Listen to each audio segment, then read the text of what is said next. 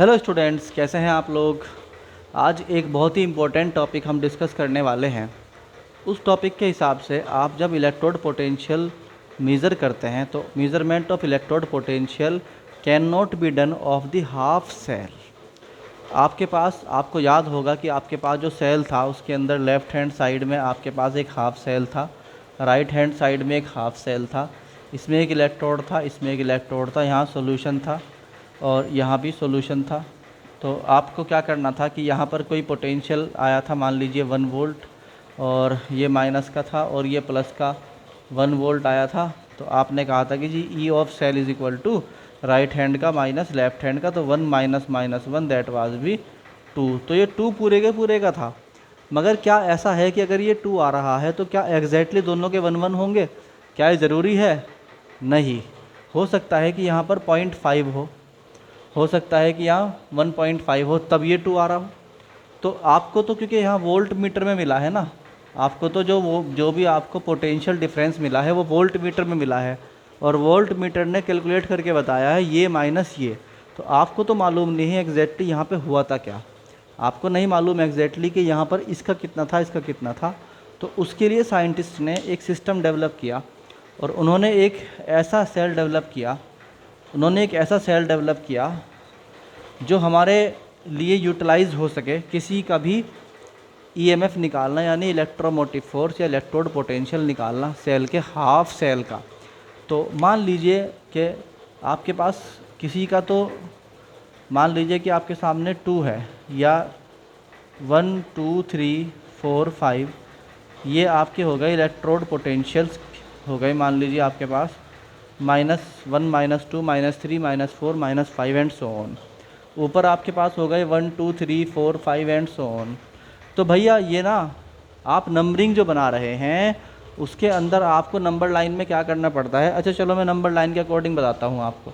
Number line आप बनाते हो कैसे, याद करो ज़रा। बचपन में आपने नंबर लाइन बनाई थी, उस नंबर लाइन में आपने बहुत सारे यहाँ पॉइंट बनाए थे, और उन पॉइंट्स में आपने इधर भी कुछ पॉइंट्स बनाए, और आपने कहा कि ये 0 है, ये 1 था, ये 2 था, ये 3 होता था, यहाँ 4 होता था, यहाँ 5, यहाँ 6, यहाँ -1 -2 -3 -4 होता था, -5 -6 होता था।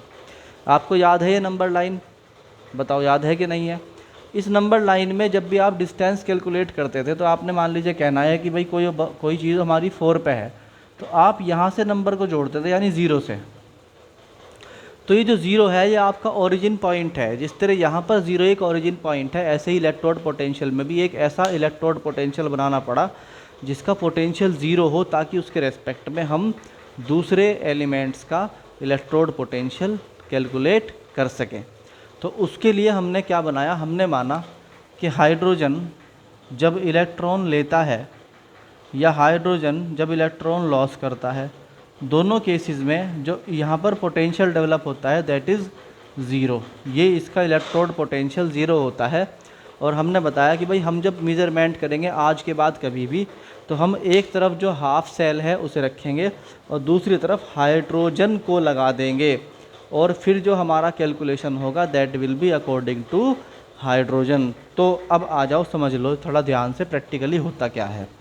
देखो अभी मैं उसका आपको जो है कंप्लीट डायग्राम नहीं बताऊंगा, वो अगले लेक्चर में हाइड्रोजन का जो हाफ सेल होता है उसके बारे में कंप्लीट लेक्चर आएगा। फ़िलहाल आप समझ लीजिए कि आपका जो रॉड था जिंक का, उसने अपने ही सॉल्यूशन को क्या किया, उसके साथ में ये किया कि जिंक घुल डिज़ोल्व हुआ और उसने Zn++ बना लिया।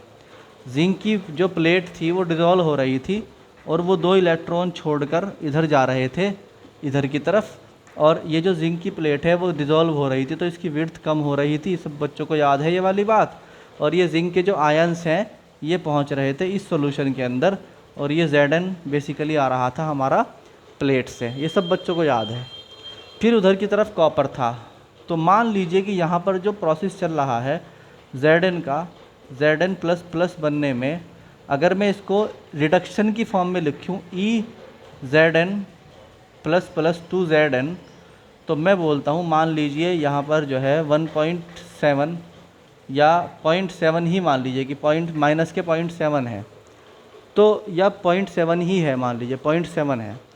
तो सामने जो दूसरे वाला है वहाँ पर मैं एक ऐसा सेल लगाता हूँ जो बेसिकली कहलाता है हाइड्रोजन सेल। क्या कहलाता है? हाइड्रोजन का इलेक्ट्रोड कहलाता है। अभी मैंने बताया है कि उसका मैं बाद में पूरा एग्जाम्पल दूंगा। और ये जो इलेक्ट्रॉन जा रहे हैं वो बेसिकली हाइड्रोजन को जा रहे हैं। किसको जा रहे हैं? हाइड्रोजन को जा रहे हैं। और यहाँ पर जो हाइड्रोजन है उसमें हमारे पास पहले से H+ आयंस बने हैं बहुत सारे, और वो जो इलेक्ट्रॉन जो इधर से आ रहे हैं उनको गेन कर करके H2 गैस बना रहे हैं। यानी कि 2 हाइड्रोजन के आयंस जो हैं H+ आयंस, उन्होंने 2 इलेक्ट्रॉन लिए और हाइड्रोजन गैस बना दी। तो यहाँ पर जो पोटेंशियल है वो ज़ीरो है। बस ये वाली बात अभी समझानी है आपको कि हाइड्रोजन का पोटेंशियल, इलेक्ट्रोड पोटेंशियल हमें ज़ीरो मानना है। और फिर इधर जो सेल आपको लगाना है लगा दो, यानी जिसका भी आपको चेक करना है वो आप यहाँ लगा दें। उसके बाद आपको क्या करना होगा? ई ऑफ सेल निकालना है, तो आप करोगे ई of right minus E of left, that is 0 minus 0.7, that will B minus के 0.7 वोल्ट। इस तरह से आप किसी भी क्या कर सकते हैं, हाफ सेल का आप इलेक्ट्रोड पोटेंशियल निकाल सकते हैं। आपके सामने वाला जो हाफ सेल होगा वो कभी भी कॉपर का या जिंक का या सिल्वर का या किसी और मेटल का नहीं होगा। वहाँ पर हाइड्रोजन को रखना पड़ेगा ताकि आपको पता लग सके आपका पोटेंशियल बेसिकली है कितना। तो कुल मिला के हम ये बात कह सकते हैं कि साइंटिस्ट ने डिक्लेयर किया कि हाइड्रोजन का जो इलेक्ट्रोड होता है उसका जो पोटेंशियल होता है वो ज़ीरो होता है, और उसी के रेफरेंस में सारे के सारे वो इलेक्ट्रोड पोटेंशियल निकाले जाते हैं। अभी एक इलेक्ट्रोकेमिकल सीरीज़ आएगी और उसमें आपको बताया जाएगा कि किस किस मेटल का कितना कितना इलेक्ट्रोड पोटेंशियल था जब उन्होंने हाइड्रोजन को इलेक्ट्रॉन दिया या हाइड्रोजन से इलेक्ट्रॉन लिया। तो आओ अब हम करते हैं एक टॉपिक जो हमारा मेन टॉपिक, जिसके लिए मैंने सब कुछ समझाया आपको, that is measurement of electrode potential.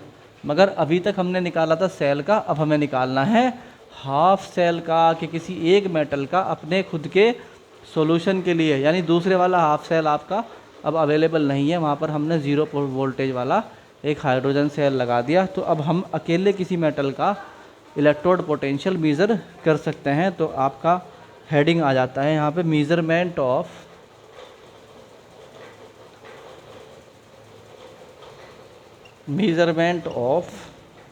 Electrode potential, measurement of electrode potential. ठीक है, ये इसकी हमारी टाइटल हेडिंग हो गई। इसके अंदर नंबर 1 के पहली बात जो याद रखनी है आपको वो यह है कि द मेज़रमेंट ऑफ, जो मेज़रमेंट है किसका, of potential of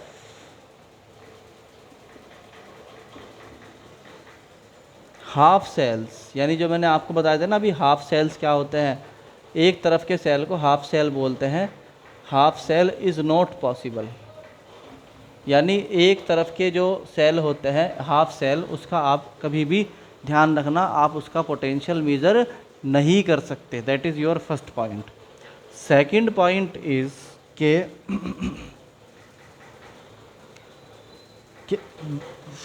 for our convenience, अपनी कन्वीनियंस के लिए, ठीक, convenience,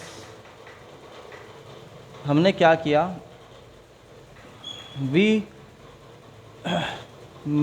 put the half cell, जो हमें हाफ सेल निकालना है जिसका भी इलेक्ट्रोड पोटेंशियल निकालना है, अगेंस्ट, उसको हम अगेंस्ट रखते हैं किसके, अगेंस्ट दी हाइड्रोजन या स्टैंडर्ड हाइड्रोजन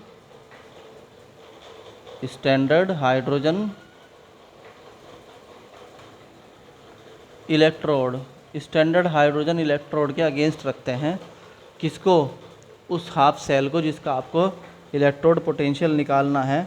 और उसका रिप्रेजेंटेशन कैसे होता है,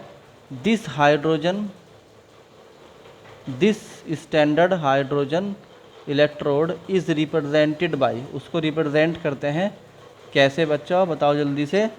यहाँ पर एक प्लेटिनम की रॉड होगी जो कि सॉलिड का काम करेगी, यहाँ पे एक प्लेटिनम की रॉड होगी जो सॉलिड का काम करेगी, और आपके पास हाइड्रोजन गैस भरी होती है, H2 गैस भरी होती है, तो आप उसको बताते हैं कि भैया हमने हाइड्रोजन गैस को, H2 गैस को कन्वर्ट कर दिया है किस में, H+ में कन्वर्ट कर दिया, जो कि एक्वस मीडियम में चला गया। यानी कि ये रिप्रेजेंट करने का तरीका है कि आप सबसे पहले लिखेंगे प्लेटिनम रोड, उसके बाद आप लिखेंगे क्या कि यहाँ पे Hg जो है वो गैस वो H+ आयंस में कन्वर्ट हो रहा है, भले ही आपका H+ Hg में कन्वर्ट हो रहा हो।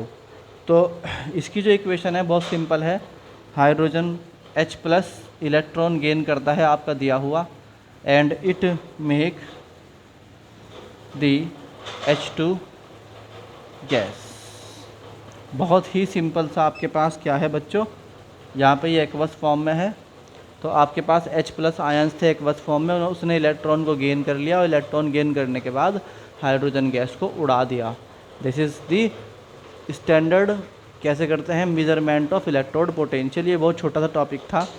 अब ये जो हाइड्रोजन का जो मैंने अभी आपको बताया है, मुझे मालूम है इस टॉपिक को समझने के बाद अभी आपको 10% टॉपिक क्लियर हुआ है, क्योंकि अभी आपके माइंड में एक सवाल चल रहा है कि ये हाइड्रोजन पोटेंशियल असल में है क्या, ये बनता कैसे है, ये किसके अगेंस्ट रखा जाता है, कैसे रखा जाता है, तो वो आप नेक्स्ट लेक्चर में देखो। मगर आप इस बात को समझो कि आपको ये 3 पॉइंट्स उतारने बहुत ज़रूरी हैं, इन्हें कॉपी में आप लिखेंगे, इसके बाद ही आपको फर्दर प्रोसेस समझ में आएगा। तो बच्चों चलते हैं नेक्स्ट टॉपिक पर। Thank you.